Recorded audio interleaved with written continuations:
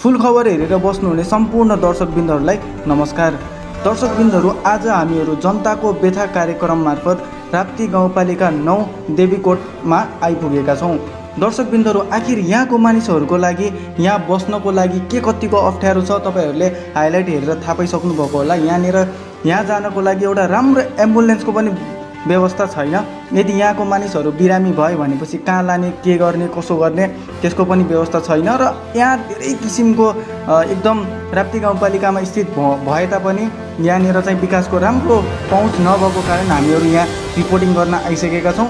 दर्शकबिन्दहरू, अबको भिडियो चाहिँ हेर्नुहोस्। जनताको व्यथा कार्यक्रम मार्फत हामीले सानो रिपोर्ट तयार पारेका छौँ र अब तपाईँहरू यो रिपोर्ट हेर्नुहोस्। तपाईँ मौरघाटको बासिन्दा हुनुहुन्छ हो किन? त्यहाँदेखि अब देवीगढ पुग्न लगभग 9 किलोमिटर छ बाटो। त्यति बेलासम्म तपाईँले अहिले बाटोको स्थिति देख्नुभयो। यस्तो छ यति तपाईँको आफन्ती बिमारी हुनुभयो भनेपछि एम्बुलेन्स आउने अवस्था पनि छैन।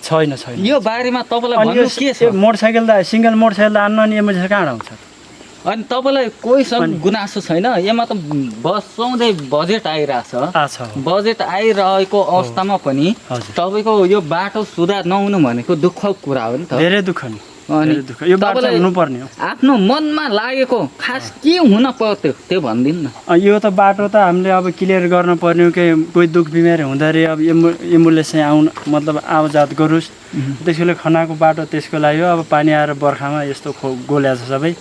त्यही त अब बोकेर लाँदा बिमारी बिच बाटोमा गइहाल्छ अनि यातायात भएन नि अनि के फाइदा हुन्छ त्यस्तो। अनि तपाईँको यो बसाउँदै बजेट आइरहेको हुन्छ। सुन्नु न, आइरहेको अवस्थामा पनि तपाईँहरूले के यसमा चासो नदिएर हो कि अहिले यसलाई सुधार गर्ने गाउँपालिकाले बजेट नदिएर हो कि के कारणले हो भन्ने तपाईँको मनमा लागेको जे लागेको छ त्यही भनिदिनु है। अब बजेट त आइराख्यो होला क्या। अब कहाँ के गर्नुहुन्छ? अब बजेट त खै आएको नआएको त्यति थाहा भएन। म त अब गाउँको एउटा सिम्पल बासिन्दा हो, म त्यस्तो चाहिँ होइन।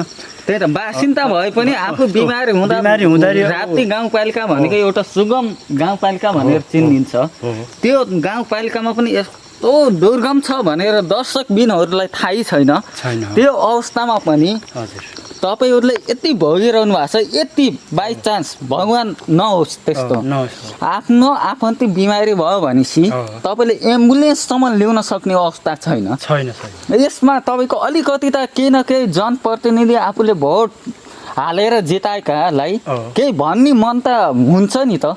त्यो भनिदिनु न त, जे मन छ उही भनिदिनु न। अब भोट हालेर जिताएको त अब बाटो क्लियर, यातायात सुविधा होस्, यो बाटो चाहिँ सफा होस्, यो केही हामीलाई चाहिँ केही सुविधा होस् भनेर भोट हालेको। उनीहरूले चाहिँ अब नगरेपछि गर्न त खै के हो कसो। म तपाईँले कहिलेकाहीँ तिनी जनप्रतिनिधिलाई यो बाटो क्लियर गर्नुपर्छ भनेर भन्नुभएको छ कि नै? हामी पनि जाँदैछौँ, जनप्रतिनिधिको हामीले पनि इन्टरभ्यू लिउँछौँ अहिले हो किन? तपाईँले भन्नुभएको छ कि नै मेन भनेको जनताको हातमा हुन्छ। जनताले हामीलाई यो चाहियो, यो विकास चाहियो भनेपछि हुन्छ। बजेट आइरहेको छ, त्यही आउँदै पनि विकास नहुनु एउटा यस्तो हो कि मान्छे जन्मिसकेपछि घाँसबास कपास र स्वास्थ्य भनेर अहिले नेपाल सरकारले भनिसकेको छ। त्यो आधारभूत आवश्यकता हो, त्यसलाई पुरा नेपाल सरकारले गर्छ। तर तपाईँहरूको त स्वास्थ्यमा पनि पुरा भएन के? एम्बुलेन्स नआउने भनेपछि कसरी स्वास्थ्यमा सुविधा भयो त? अब गाउँपालिकामा अब भन्न त अब हामीले भन्न भन्दा नि पहिला उहाँहरूले थाहा त छ। बाटो यस्तो छ भने उहाँलाई थाहा छ, पुरै थाहा छ। गाउँपालिकालाई थाहा छ उहाँलाई। थाहा भइ पनि केही गर्नु भएको छैन। थाहा छ उहाँलाई। तपाईँलाई लास्टमा मनमा लागेको कुरा केही भन्नु छ भने भन्नु न त। भन्नु अब के भन्नु त्यति त। तपाईँलाई यो बाटो नबनाइदिए पनि हुन्छ कि बनाइदिनु? बाटो त बनाउनु पर्यो नि। बाटो हुनु आफ्नो आफन्ती अथवा आफ्नो परिवार बिमारी हुँदा एम्बुलेन्स लाने मन छ? बाटो त एम्बुलेन्स लाने बाटो त चाहिन्छ, हुनु पर्छ। सुन्न, तपाईँहरू सोझो भएर गाउँपालिकाले तपाईँहरूलाई नटेर्या हो कि त्यस्तो? अब खै अब उहाँहरूले थाहा छ बाटो खराब भनेर थाहा त छ। उहाँहरूले अब आफै जान बुझेर उ गर्नुपर्ने, पहल गर्नुपर्ने हो। हामी पनि भनिरहेछ भन्न त। ल तपाईँलाई आदरणीय दर्शकबिनहरू, फुलखबर.com-मा हामी जनताको व्यथा लिएर तपाईँको माझ आइरहेका छौँ। राप्ती गाउँपालिका वडा नम्बर 9मा एउटा एम्बुलेन्ससम्म पनि आउने अवस्था नरहेको बाटोको दृश्य तपाईँलाई देखाइसकेपछि यसमा के भएको हो, यहाँको स्वास्थ्य स्थिति के छ भनेर हामी बुझ्नको निम्ति राप्ती गाउँपालिका वडा नम्बर 9 का वडा अध्यक्ष श्री ऋणबहादुर सुनारी मगरसँग हामी केही कुरा गर्दैछौँ। सर नमस्कार तपाईँलाई। नमस्कार सर, तपाईँको वडामा कुनै पनि बिमारी भइहाले पर एउटा एम्बुलेन्स आउने बाटो पनि छैन, तपाईँले यसलाई कसरी लिनुभएको छ? यो एकदम गम्भीर कुरा हो, किनभनेपछि यो राप्ती गाउँपालिका भनेको सुगम भनेर देशको विश्वको हाम्रो नेपाल राज्यकै सबभन्दा चाहिँ सुगम गाउँपालिका भनेर राप्ती गाउँपालिका चिनिन्छ भनेपछि त्यही भित्रको राप्ती गाउँपालिका वडा नम्बर 9 भनेको राप्ती गाउँपालिकै कर्णाली क्षेत्र जस्तै हो।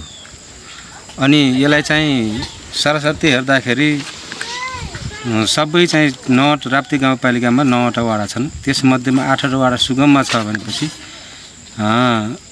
9 नम्बर वार्ड चाहिँ दुर्गममा छ। केही 5 नम्बर वाडा, 2 नम्बर, 1 नम्बर वाडा दुर्गम छन् भने पनि त्रिसिङ्गै वाडा चाहिँ 9 नम्बर वाडा मात्रै दुर्गममा पर्छ। अनि गएर यो 9 नम्बर वाडामा पुरै चाहिँ के अरे विकट बस्ती छ। अनि यहाँ चाहिँ धेरै खर्चिलो हामीले चाहिँ धेरै चाहिँ अब बाटो बनाउने मर्मत गर्नेमा हामी चाहिँ आफै चाहिँ पनि लागि परेर गऱ्यौँ। यहाँको स्थानीय बासिन्दाहरू सबै लागि परेर गर्नुभयो।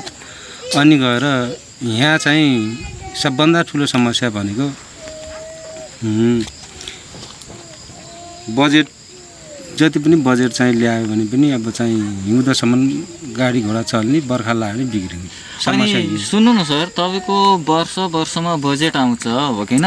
तपाईँले एकैचोटि पुरैमा बजेट लगाउनु भन्दा नि पार्टमा बजेट लगाएर त्यसलाई एकदम राम्रो ग्राभेल अब ड्रेन नालाको व्यवस्था गरेर लाँदा कस्तो हुन्छ? तपाईँ अहिले जो बाटो वर्षमा त बजेट आएकै छ, तपाईँको गाउँपालिकाले बजेट छुट्याएको छ, प्रदेश सरकारले बजेट छुट्याएको छ, त्यति छुट्याउँदै पनि बाटोको हालत एउटा यहाँ पहाड इलाका हो तपाईँले भनिसक्नुभयो। त्यही पनि त्यसलाई एकदम सुधारेर राम्रो तरिकाले बनाएपछि त बन्छ कि भन्ने तपाईँको धारणा त हुन्छ नि त। त्यो यस्तो छ, हामीले चाहिँ जुन यो गाउँपालिकाको हाम्रो राप्ती गाउँपालिकाको 4वटा मुख्य बाटो भन्ने छ। त्यसमध्येमा यो बसन्तपुरदेखि यो सिमलेसम्म पनि यो चाहिँ पहिलो प्राथमिकता परेको छ। तर भइदो के भनेपछि हाम्रो बजेट जति पनि काम गरिन्छ तलबाट गरिन्छ। तल श्रीनारायण चोकबाट सुरु गरिन्छ। श्रीनारायण चोकबाट सुरु गरेपछि त्यो बजेट चाहिँ तल सिद्धिन्छ। तल सिद्धिएपछि माथि आउन त्यो आउँदै बजेट भिइन्छ। बजेट पनि अब त्यति पर्याप्त बजेट छैन। गाउँपालिकामा पहिलो साल 40 लाख रुपियाँ थियो। 40 लाख मध्येमा चाहिँ 20 लाख यता, 20 लाख श्रीनारायण चोकदेखि उत्तर साइड र 20 लाख रुपियाँ चाहिँ श्रीनारायण चोकदेखि दक्षिण साइडतिर 20 लाख 40 लाखलाई डिभाइड गरेर 2 ठाउँ काम भयो। अनि त्यसले चाहिँ 1 किलोमिटरसम्म काम गर्न सकियो, ट्याक ओपन गर्न सक्यो, स्तर उन्नति गर्न सकियो। त्यस पछाडि अहिले गएको वर्ष 15 लाख रुपियाँ बजेट विनियोजन भएको थियो गाउँपालिकाबाट। अनि त्यो 15 लाखले भर्खर देख्नुभयो यो चाहिँ बाटो काम गरेको 15 लाखले के नै पो हुन्छ र, त्यही यही बाटो अहिले 15 लाखले काम गरेको हो। त्यो पनि टेन्डर मार्फत गएको थियो, टेन्डरबाट काम गरेको हो। अनि तपाईँको प्रदेशबाट कति आयो भन्ने तपाईँले त जानकारी हुन्छ नि, त्यो जानकारी प्रदेश यस्तो हो। प्रदेशबाट कस्तो छ भनेपछि उसको प्रदेशको कर्मचारी छुट्टै छन्। हजुर। र प्रदेशबाट हामीलाई चाहिँ फेसबुक मार्फत यताउता अब चाहिँ मान्यज्यूहरू मार्फत अब 20 लाख पर्यो, 30 लाख पर्यो, 40 लाख पर्यो, 50 लाख पर्यो भन्ने चाहिँ समाचारमा हामीले चाहिँ भेटाउँछौँ। र मान्यज्यूहरूसित कन्ट्याक्ट गर्दा पनि यति पैसा चाहिँ तपाईँको बाटोलाई, त्यहाँ देवीकोटामा बाटोलाई पर्या छ है भन्ने कुरा जानकारी गराउनुहुन्छ। अनि त्यो सिधै चाहिँ के हुन्छ भनेपछि पूर्वाधार विकास मार्फत काम हुन्छ। पूर्वाधार विकास मार्फत काम हुने भएको कारणले गर्दाखेरि त्यो पूर्वाधार विकासमा उहीँ चाहिँ ओभरसेट इन्जिनियरदेखि लिएर सबै चाहिँ अनुमोदन गर्ने निकाय नै माथि छ। हाम्रो चाहिँ यहाँबाट हामीसित कुनै पनि सम्बन्ध गर्दैन। त्यो नगर्दाखेरि कतिको टेन्डर भयो, कति लाखको टेन्डर, कति काम हुँदैछ, कतिमा क्षमता भएर काम भयो भन्ने कुरा हामीलाई चाहिँ जानकारी त्यहाँबाट पूर्वाधारले गराउनु। अनि तपाईँका यहाँ त स्थानीय जनप्रतिनिधि हो, अभिभावक हो, यिनै स्थानीय जनप्रतिनिधिको निम्ति आएको बजेट हो, त्यसमा अवलोकन गर्ने, मूल्याङ्कन गर्ने त तपाईँको पनि दायित्व हो नि। तपाईँले गरेर यो काम यस्तो भएन, यस्तो भयो भनेर कुनै पनि कमेन्टहरू तपाईँले गर्नुभएको छ कि नै? तपाईँको मनमा कुनै प्रदेशले दिँदा हो किन हामीलाई सोधेन, हामी पनि स्थानीय जनप्रतिनिधि हो, हामीलाई यहाँको स्थानीय समस्या त उनलाई भन्दा हामीलाई थाहा हुन्छ भनेर तपाईँको मनमा लागेको कुरा भनिदिनु त। हामीले चाहिँ के, मैले चाहिँ गत वर्ष पनि प्रदेशले काम गरेको थिएँ। प्रदेशलाई चाहिँ मैले फोन गरेर पूर्वाधार विकासको त्यहाँको इन्जिनियर ओभरसियरलाई फोन गरेर के हो, कतिको बजेट हो, कति काम हुँदैछ, कतिसम्म काम गर्ने, कति घनमिटर काम गर्ने हो भनेर चाहिँ सोद्धाखेरि उहाँहरूले जानकारी त गराउनुहुन्छ। अनि ठ्याक्कै त्यो नाप कति घनमिटर काम गर्यो, कति घनमिटर खन्नुपर्ने हो, ठेकेदारको हिस्सामा कति काम गर्न पर्ने चाहिँ काम गर्न परेको छ, त्यो टेन्डरमा कतिमा परेको छ, त्यो कुराहरूको पछि लास्टमा आएर त्यो हामीलाई जानकारी गराउनु न। हामीले चाहिँ पटक पटक भन्छौँ किन स्थानीय त सबैलाई चाहिँ जानकारी हुनुपर्छ, गाउँघरका चाहिँ बुद्धिजीवी भद्रबलार्मी सबैलाई चाहिँ जानकारी हुनुपर्छ भनेर मैले भन्छु। उहाँहरूले चाहिँ पूर्वाधार विकासबाट खास गरी जानकारी नगराएको अवस्था पनि हो। यसमा चाहिँ मैले के भन्छु भने उहाँहरूलाई पटक पटक पनि मैले भनिराखेको छु, सबै कुराको हिसाब किताब चाहिँ यहाँ हामीलाई पनि कति बजेट हो र कति बजेटको चाहिँ टेन्डरमा गएको छ, घटेर कतिमा गएको छ, अनि त्यसमा चाहिँ कतिको काम हुँदैछ त्यो स्थानीय तहलाई जानकारी भयो भने सजिलो हुन्छ भनेर चाहिँ पटक पटक भन्छु। त्यो चाहिँ अलिक कन्जुसाइ भएको। अनि तपाईँतिर म एउटा अब यो बाटो केही सम्बन्धित कुरा, हेल्थतिर, स्वास्थ्य, जनजीवनको स्वास्थ्य सम्बन्धीमा जोड्न चाहेँ। यदि तपाईँको ओडामा कुनै सिरियस बिमारी भए पनि मेन समस्या अब कति बेला को बिमारी हुन्छ भने थाहा हुँदैन नि, सिरियस बिमारी भइहाले पनि एम्बुलेन्स आउने बाटो पनि छैन। एम्बुलेन्स आउन नसक्ने भनेको एउटा नेपाल देशकै सुगम गाउँपालिकामा एउटा ओडा सिङ्गेमा एम्बुलेन्स आउने अवस्था नभएको बेला तपाईँले गाउँपालिका अथवा कुनै पनि निकायलाई के भन्न चाहनुहुन्छ त? अथवा तपाईँको गल्तीले नआएको हो, तपाईँले प्रयास नगरेर हो, अथवा गाउँपालिकामा कुरा पुर्याउनु भयो, गाउँपालिकाबाट आएन, अथवा प्रदेशबाट पनि त्यति जानकारी दिएनन्, अब त्यति प्रोत्साहन दिएनन् भन्ने के लाग्छ हजुरलाई? यो के छ भनेपछि मैले के भन्छु भनेपछि हाम्रो वाडाबाट जति सक्दो हामीले चाहिँ जति बजेट सिलिङ आउँछ, अहिले पनि चाहिँ कोरोना महामारी कारणले गर्दाखेरि 45 लाखको बजेट सिलिङ आएको थियो। त्यसमध्येबाट हामीले सबै यो वाडैभरि हेर्नुपर्छ। यो मेन बाटो भयो, त्यहाँ सहायक बाटो छन्, अनि तल्लो बाटो पनि सहायक बाटो छन्, तिर्छा बाटाहरू छन्, तीन बाटोलाई नि हेर्नुपर्छ।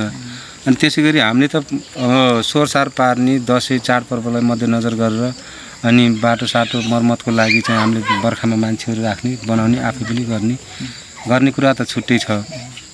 अनि भइदो के भनेपछि सबभन्दा देवीकोट भनेको एउटा अखडा ठाउँ नै भयो, राप्ती गाउँपालिका वार्ड नम्बर 9, किनकि सबै राजनीतिक दललाई यहाँ चाहिँ एउटा राजनीति गर्ने थलो जस्तो भयो।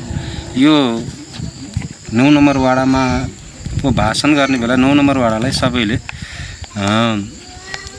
विकट क्षेत्र 9 नम्बर वाडा, त्यहाँ विकास गर्नुपर्छ, त्यहाँ विकासको लागि सबै लाग्नुपर्छ, सबै जुट्नुपर्छ भन्ने सबैले चाहिँ एउटा भाषणमा चाहिँ गर्ने चुनावको बेला भयो। हजुर। अनि अहिले आएर के भएको छ भनेपछि सबैलाई चाहिँ आफ्नो जहाँ पाइपर्ने ठाउँहरू छन्, जहाँ आफ्नो चाहिँ पहुँचको आधारमा अथवा चाहिँ जहाँ आफ्नो चाहिँ भनौँ आफ्नो पहुँच आधार जे छ त्यस्तै ठाउँमा जनसङ्ख्या बढी जहाँ छ त्यस्तै ठाउँमा चाहिँ बढी विकास गर्ने।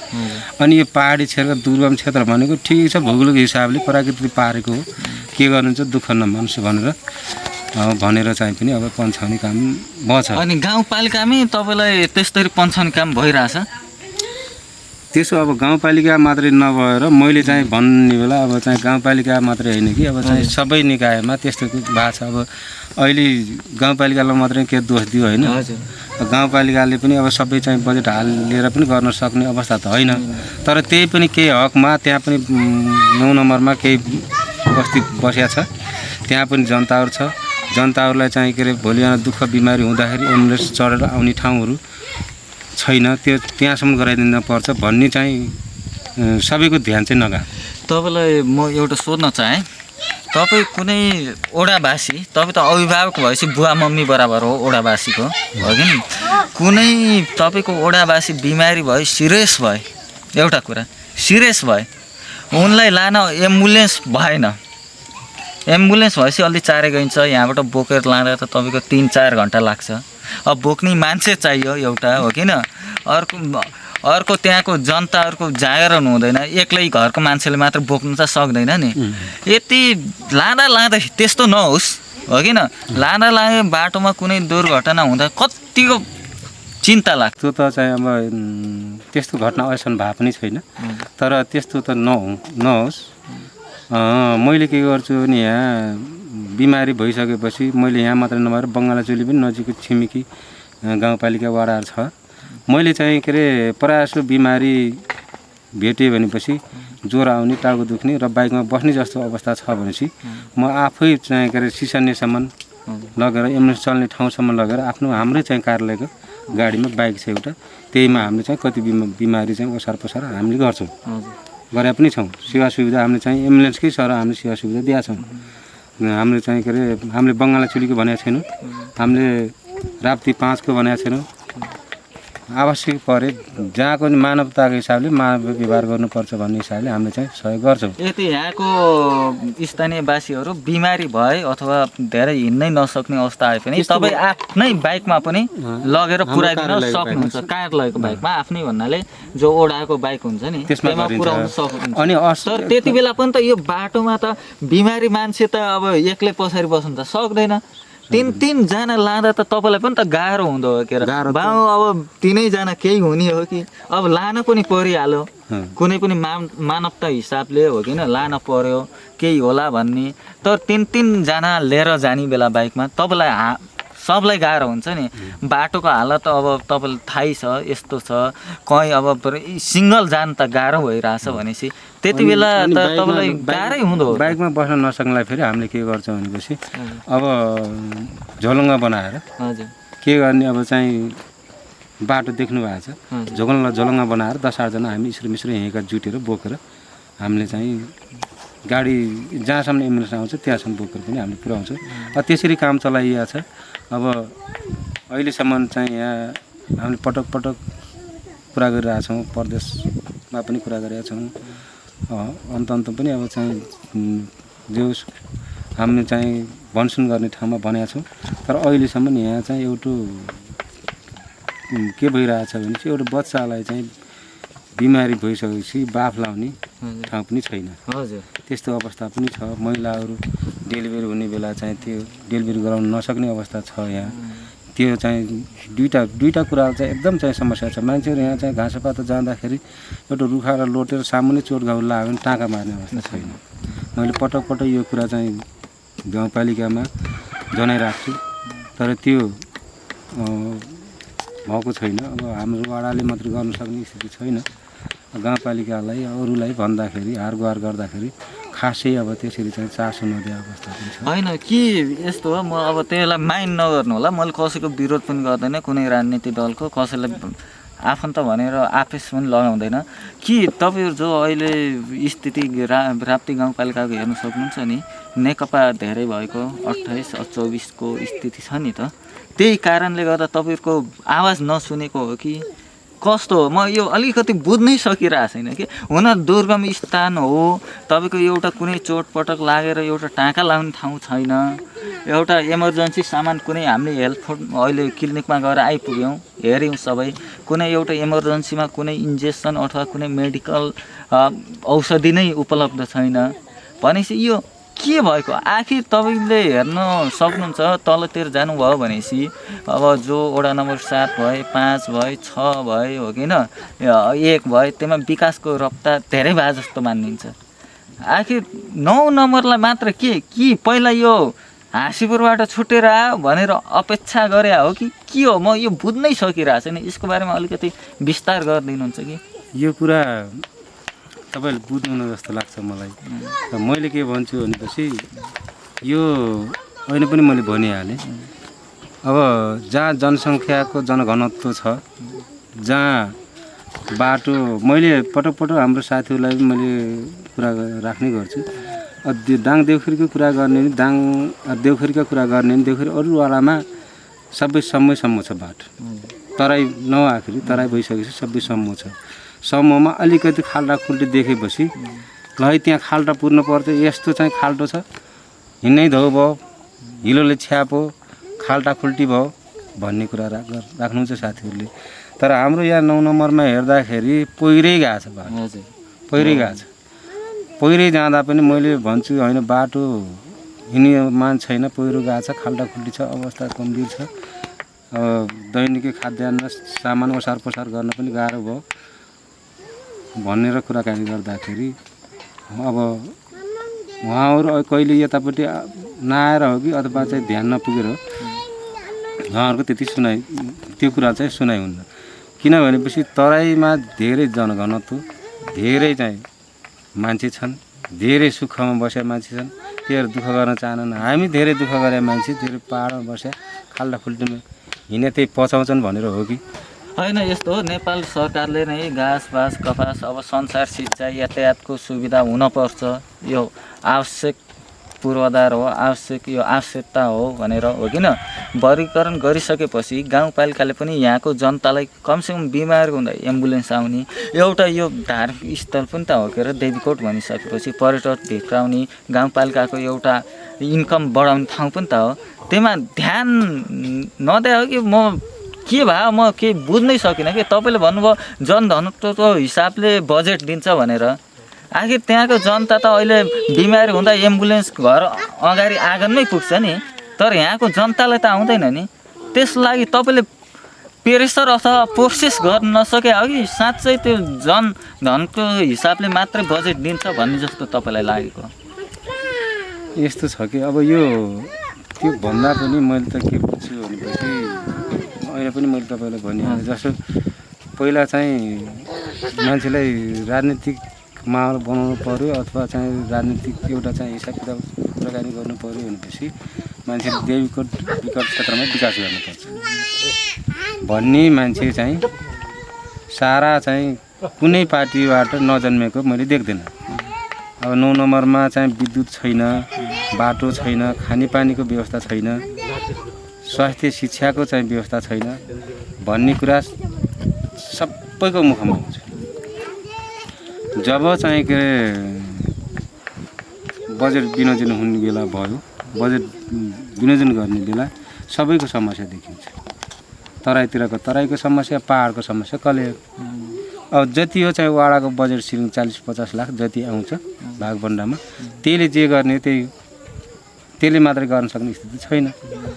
नै भने अब चाहिँ गाउँपालिकाले चाहने, प्रदेश सरकारहरूले चाहने हो भनेपछि र सबैको चाहिँ ध्यान जाने हो भनेपछि कति समय लाग्छ? देवीकोट श्रीनारायण चौकदेखि देवीकोट आउन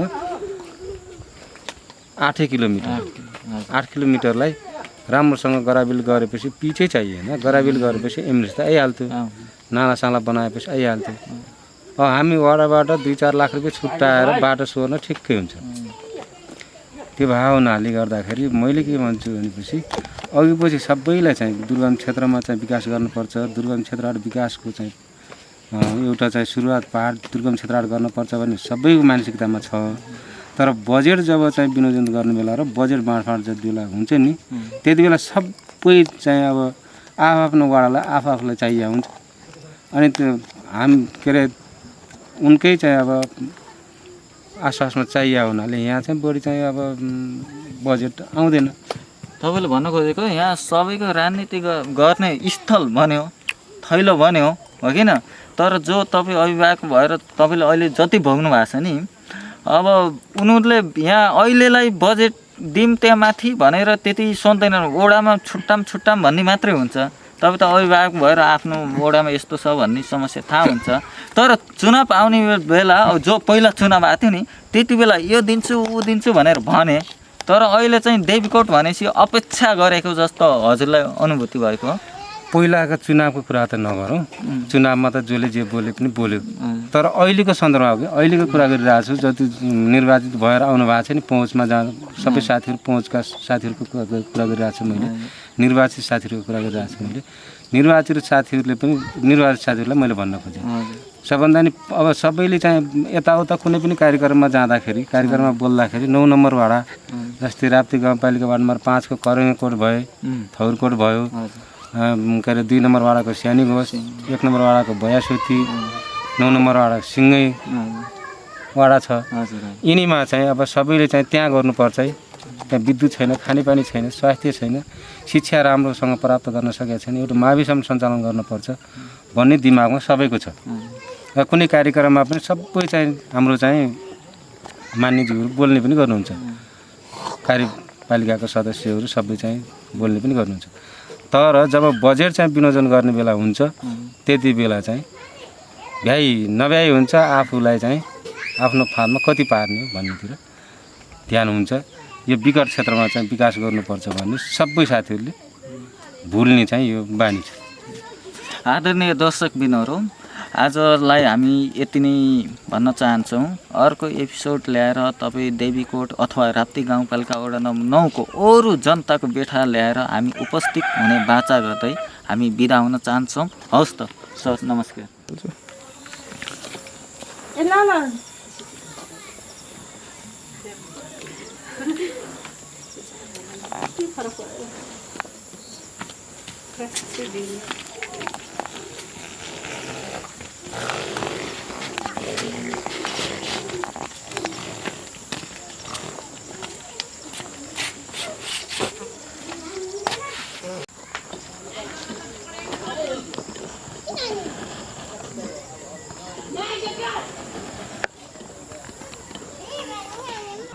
पालिका जानुभएको छ?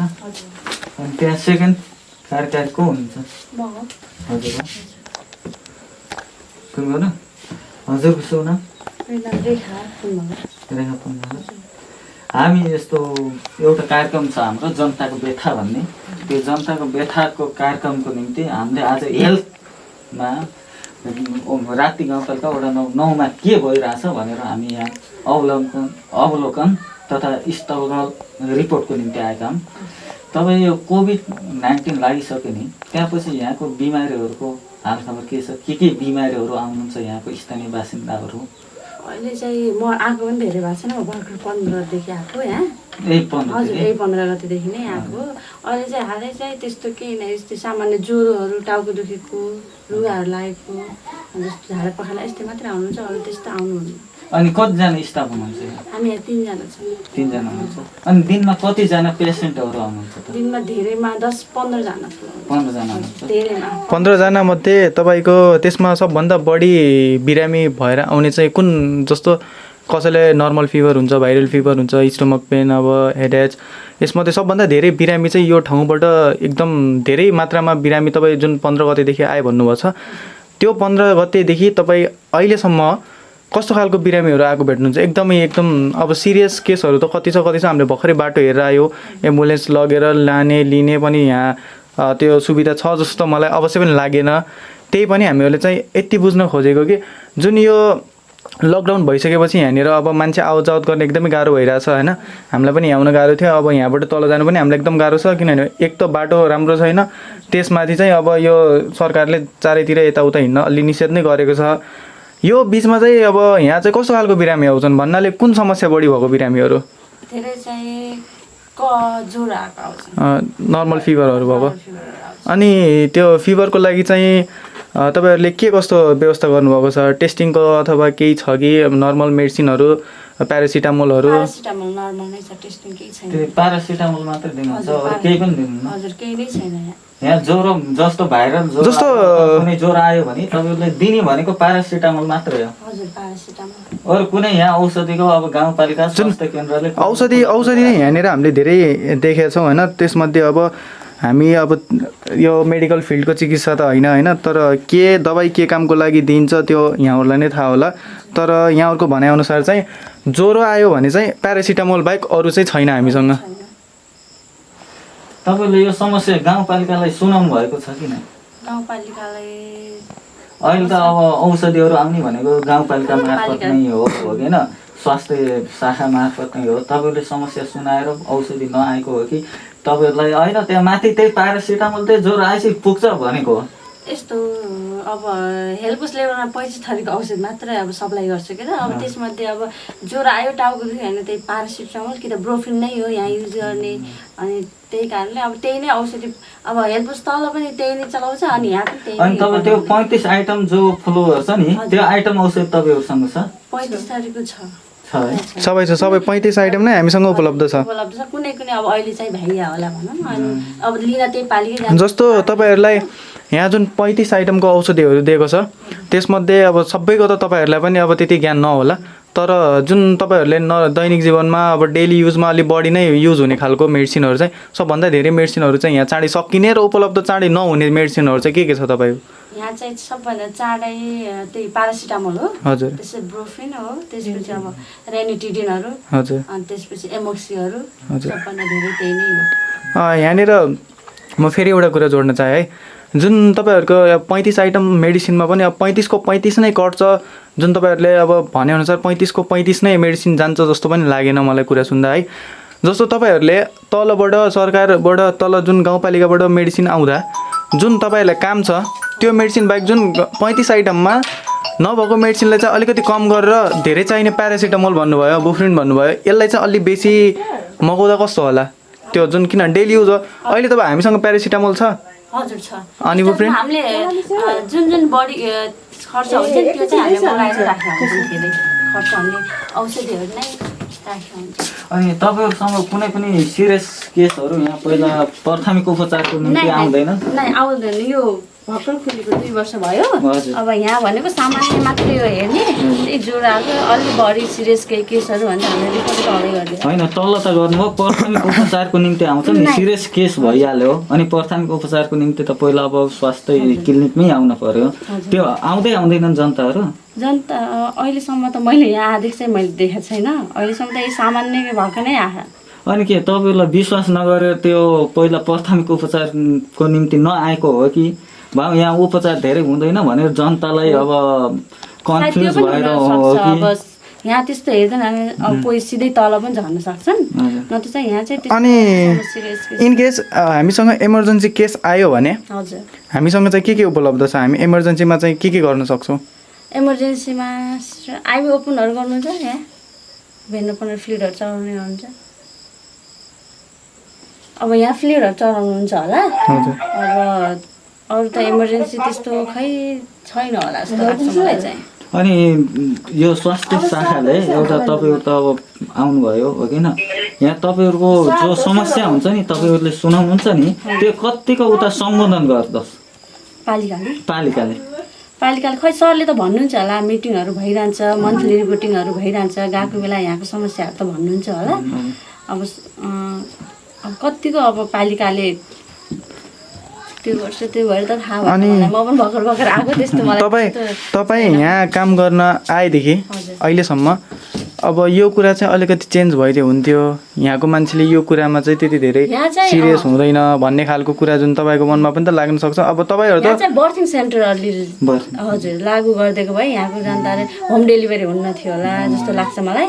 अब बिस्तारै गर्छ होला यहाँ माथि चाहिँ, अब ढिलो चाहिँ लाग्छ, टाइम चाहिँ लाग्छ होला। बर्थिङ सेन्टर गर्दै यहाँको जनताले सुविधा चाहिँ अलि पाउँथ्यो। बिस्तारै अब कहिलेकाहीँ गाडी आउन यस्तो बर्खाको बेलामा होइन, तिनीहरूलाई तलै पुग्नुपर्छ हेल्पसमा, कि त सिसेना कि त लालमेटिया। त्यसले गर्दाखेरि बर्थिङ सेन्टर अलिक चाँडै गरिदिएको भए राम्रो हुन्थ्यो। तपाईँ त्यो लास्टमा मात्रै उहाँ जानुहुन्छ, अरू बेला त यतै आउनुहुन्छ होला नि त? जो 3 महिना 6 महिना चेकिङ 9 महिनासम्म चेकिङ चाहिँ यहीँ आउनुहुन्छ। अनि तपाईँलाई सबभन्दा मनमा लागेको कुरा पनि त्यही हो नि?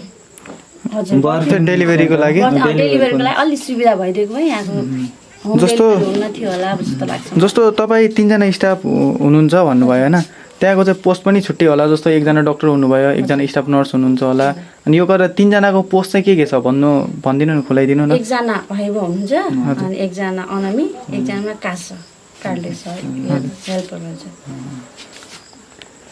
अनि यो हामीले पनि अघि बाटोमा आउँदा हामीले पनि मनमा जिज्ञासा यही कुरा लागिरहेको थियो कि अब त्यहाँदेखि यहाँको मान्छेलाई अलिकति केही सिरियस बिमारी भयो भनेपछि अब यहाँ त्यति ठुलो हेल्प पोस्ट त छैन, हजुर तल लानुपर्दा गाह्रो हुन्छ, बाटो पनि छैन, गाह्रो होइन सम्भवै छैन, गाडीमा लग्छु भन्ने सम्भवै छैन।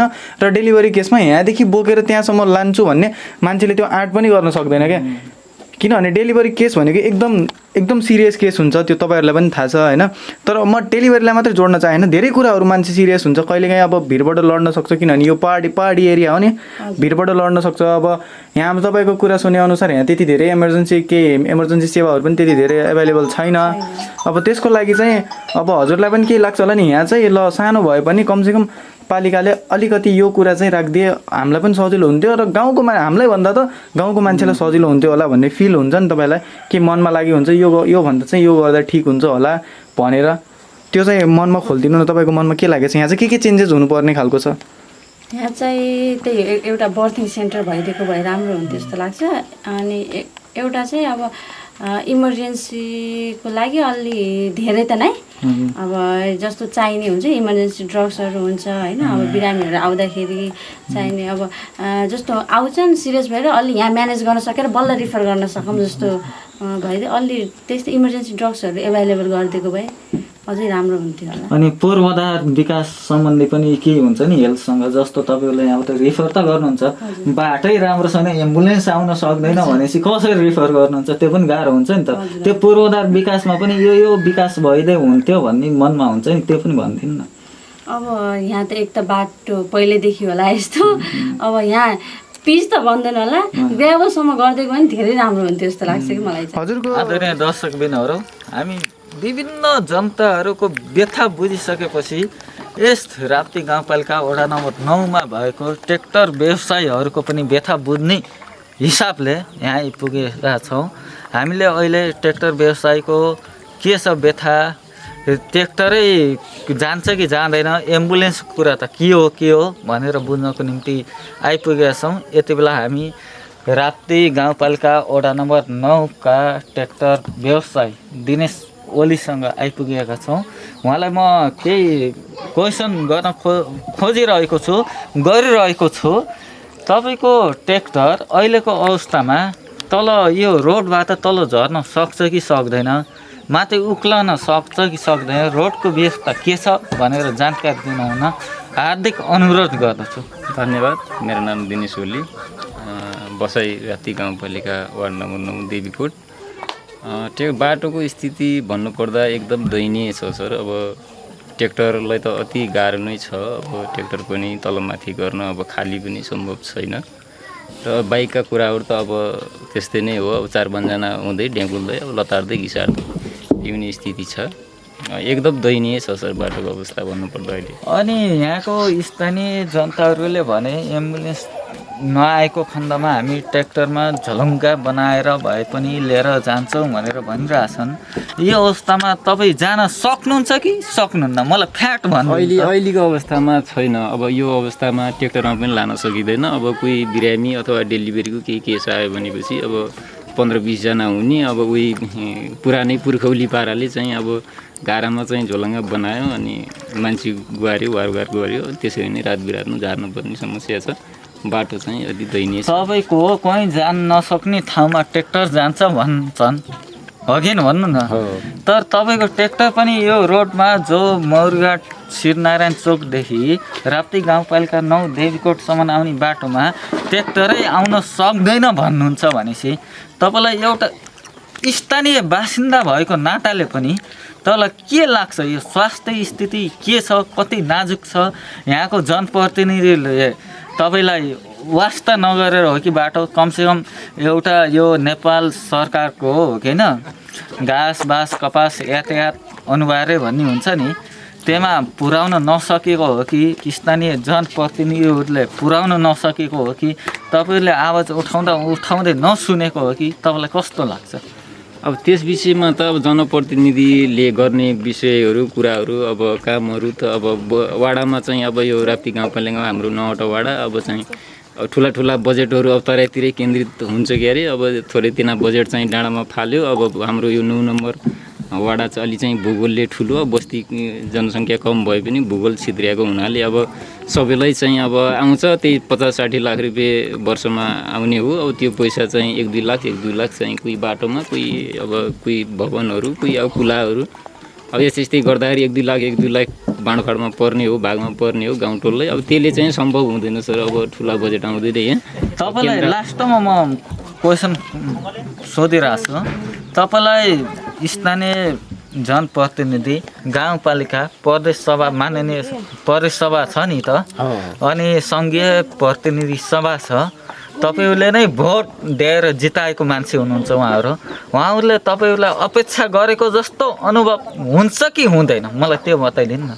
एकदमै त्यो त अवश्य पनि भइरहेको देखिन्छ। अब त्यही हो, अब नेताज्यू र अब स्थानीय नेता अझै हाम्रो वाडाजीज्यू हुनुहुन्छ, अब त्यही पनि अब विगत ठाउँको अब हुनुहुन्छ। उहाँले चाहिँ मात्रै बोलेर पनि नभा हो अथवा के हो, अब होइन त्यो वडा अध्यक्ष मात्रै होइन, प्रतिनिधि सभामा पनि तपाईँले भोट दिएर जिताएकै हो एकदम हो किन? अब एकचोटि चाहिँ अब चुनावमा भरिसके त्यही चुनावको बेलामा भोटको लागि चाहिँ आउनुहुन्छ कि र उकालो चढ्नुहुन्छ। अब त्यसपछि आएर 2-4वटा भाषण दिनुहुन्छ, अब यस्तो गरिदिन्छु उस्तो गरिदिन्छु। अब त्यसपछि अब उहाँहरू जितेर गएपछि खै अब देवीकोट तपाईँ सुन्नु, तपाईँको जो चुनाव भयो नि त्यो चुनाव सकिसकेपछि यहाँ प्रदेश सभा सदस्य, सङ्घीय प्रतिनिधि सभा सदस्य आएको तपाईँलाई जानकारी छैन? अहिलेसम्म मलाई जानकारी छैन।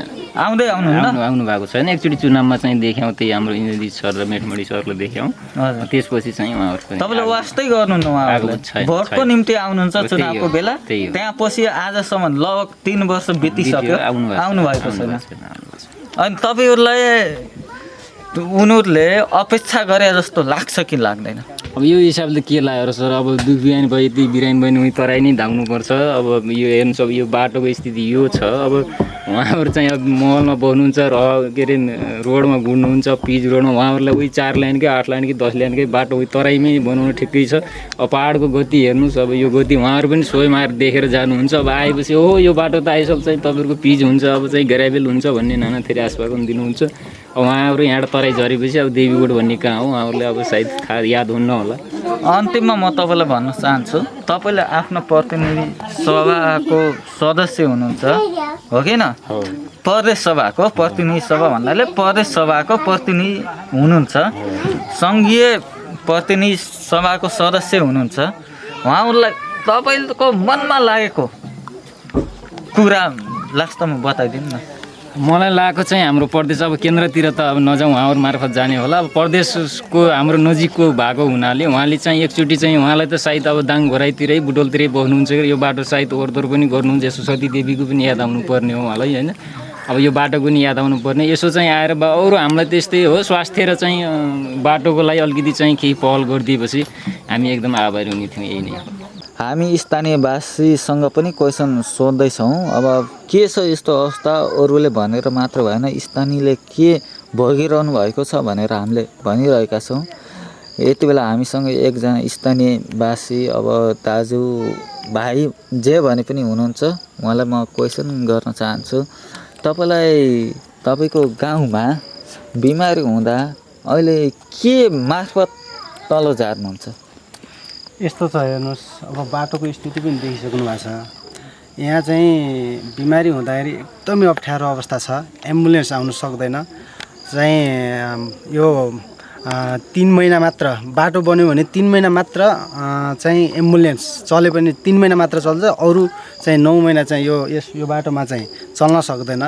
ट्र्याक्टरको माध्यम अथवा झोलुङ्गा बनाएर लग्ने हो। ट्र्याक्टर पनि यो बर्खा मासमा, बर्खाको 4 महिना जति चाहिँ ट्र्याक्टर पनि चल्न नसक्ने स्थिति भएको कारणले एकदमै शास्ति परेको छ। यसमा चाहिँ मान्छेले बोकेर लग्ने विकल्प बाहेक अरू केही पनि छैन। जस्तो तपाईँले भन्नुभयो होइन, जति बजेट आएर बाटो बनाए पनि 3 महिनाभन्दा बढी टिक्दैन भन्ने कुरा गर्नुभयो।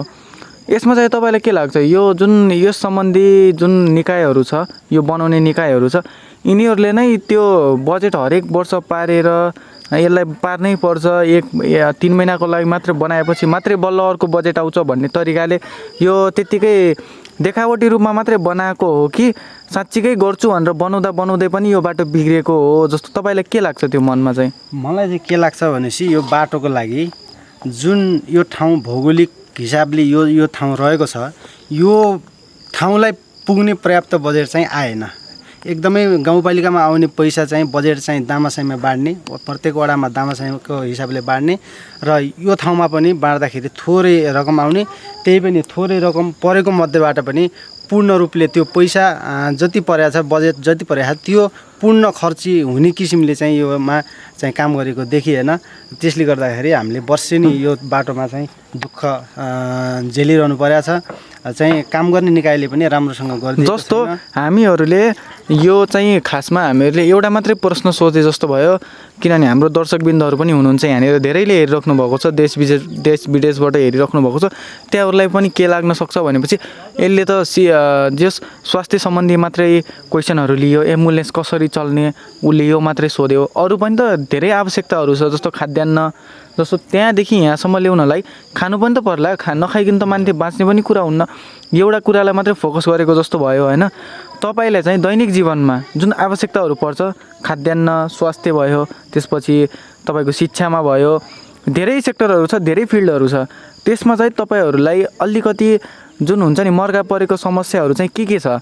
जस्तो अब मैले भनिहालेँ भर्खर, एम्बुलेन्स मात्रै जाने कुरा भएन, जुन बाटोको हालत हेर्दा यो बाटो हेर्दा एम्बुलेन्स मात्रै गएन भन्ने कुरा धेरै उठ्यो। तर हामी त एक दिन आएर देखाउने मान्छे मात्रै हो, तपाईँहरू त्यहाँ निरन्तर डेली बसिराख्ने मान्छे हो। अब तपाईँहरूलाई चाहिँ दैनिक जीवनमा के यहाँनिर चाहिँ कति गाह्रो भइरहेको छ यो बाटो नभन्नाले, त्यसको बारेमा खुलाइदिनु न। हजुर, सही प्रश्न गर्नुभयो।